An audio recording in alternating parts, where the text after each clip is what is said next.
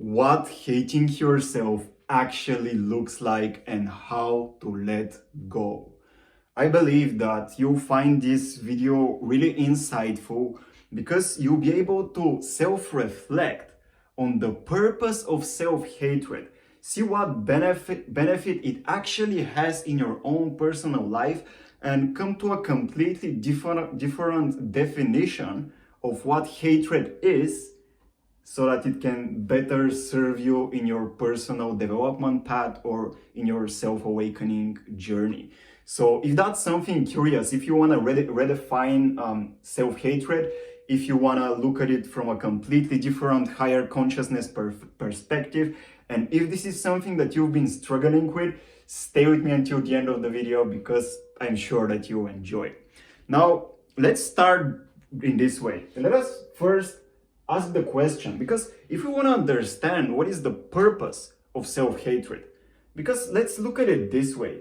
If this is something you experience, if you find yourself constantly in that state on a daily basis, hating yourself, being critical of yourself, trying to always be better, but with this punishing attitude, trying to punish yourself when you're not doing a good job and then trying to be better, it must have some purpose, right?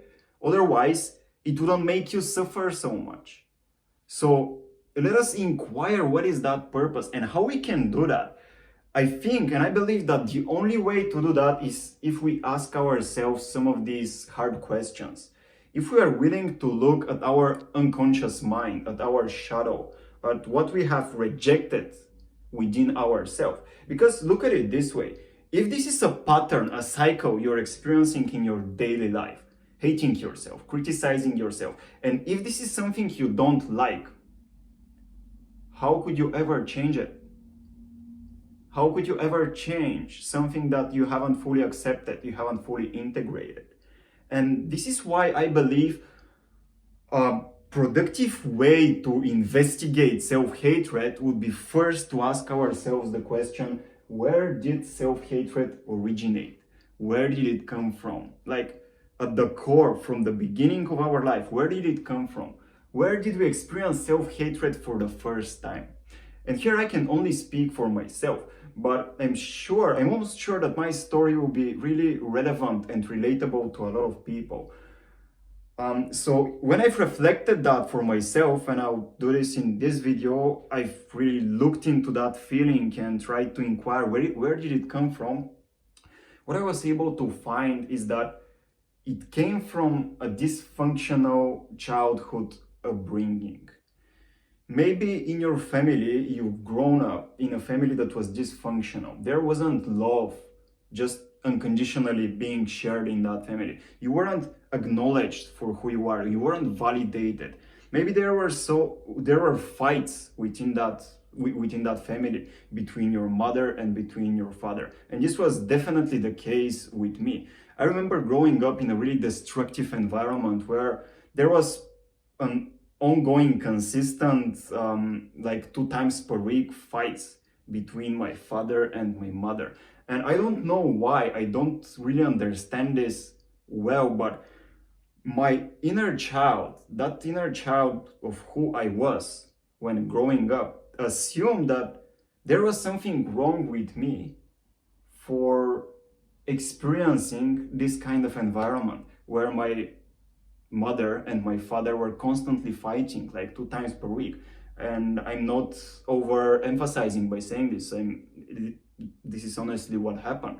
So my inner child assumed that there was something wrong. And I deeply desired for me to grow up in an environment of well-being, of shared love and appreciation. But this wasn't the case. And so I had this unfulfilled expectation. And again, we're exploring the unconscious purpose of self-hatred. So the inner child within me wanted to grow up in a safe environment, filled with love and mutual appreciation. But this wasn't the case. And that the inner child within me assumed that it was my responsibility to experience this kind of environment. There was something within me that I needed to change so that I can experience an environment of love, harmony, mutual appreciation, and ultimately safety.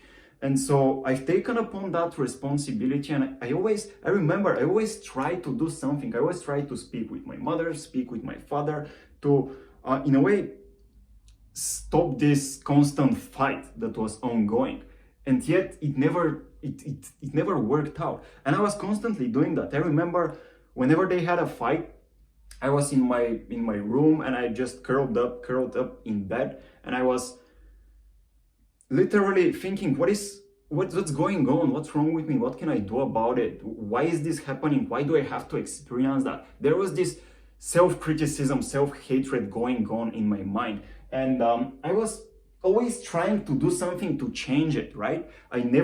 Because I didn't have the understanding back at this time, and I didn't understand that this is just who my father was and who my mother were, to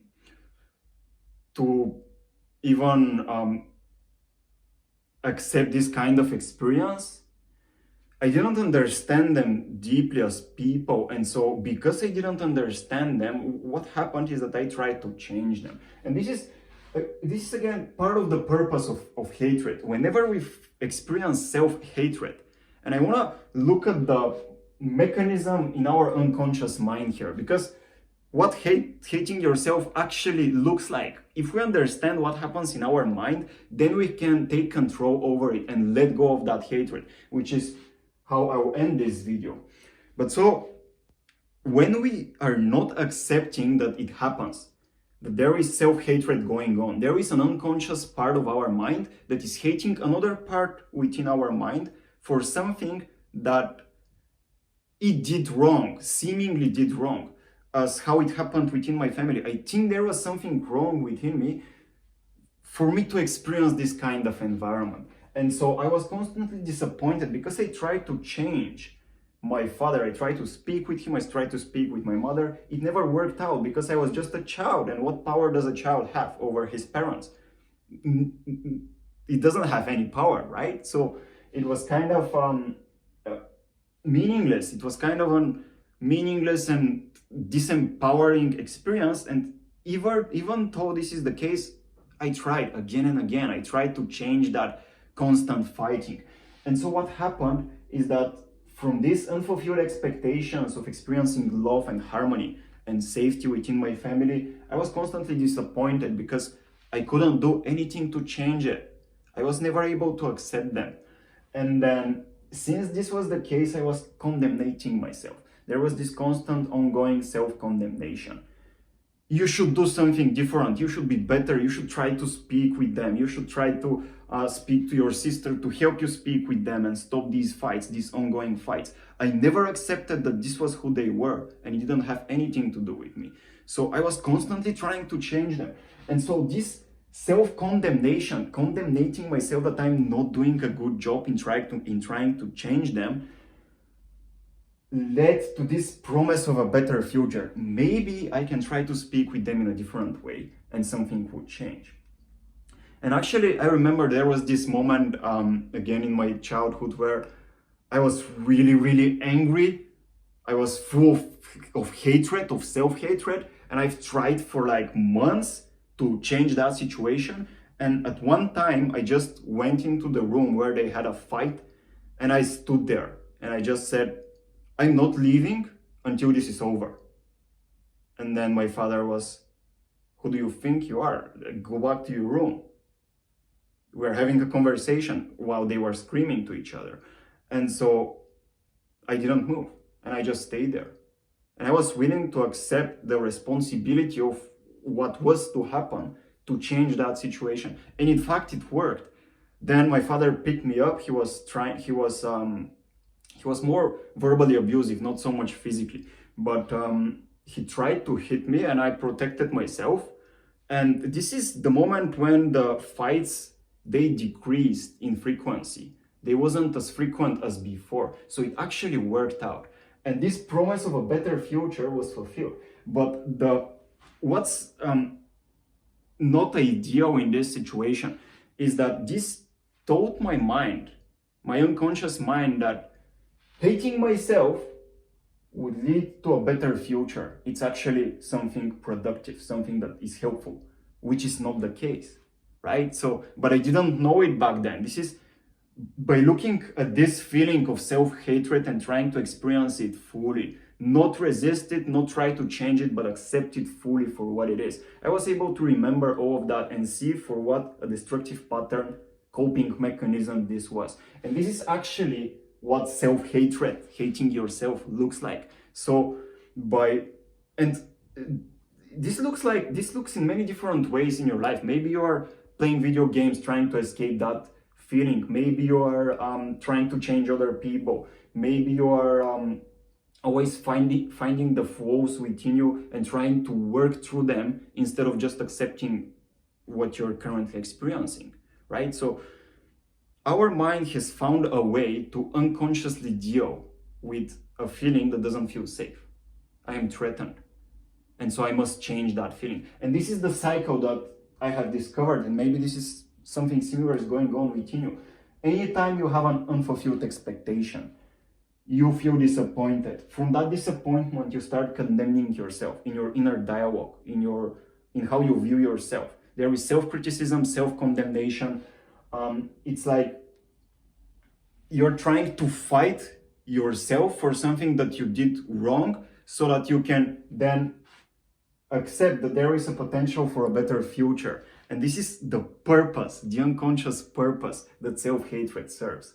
It actually helps you to be a better person, to experience a better future, to be better. And this lets us go on this infinite journey of personal development where we're always trying to fix ourselves instead of accepting who we are and then forgiving ourselves. So it's not dysfunctional.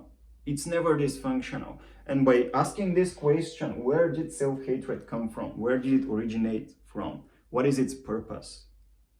Maybe you can uncover this within yourself, uncover the layers underneath that self-criticism and experience the feeling for what it is, just a sensation in your body, and remember where it's coming from and how it serves you. Because every feeling, and I genuinely believe that every feeling we experience has a purpose.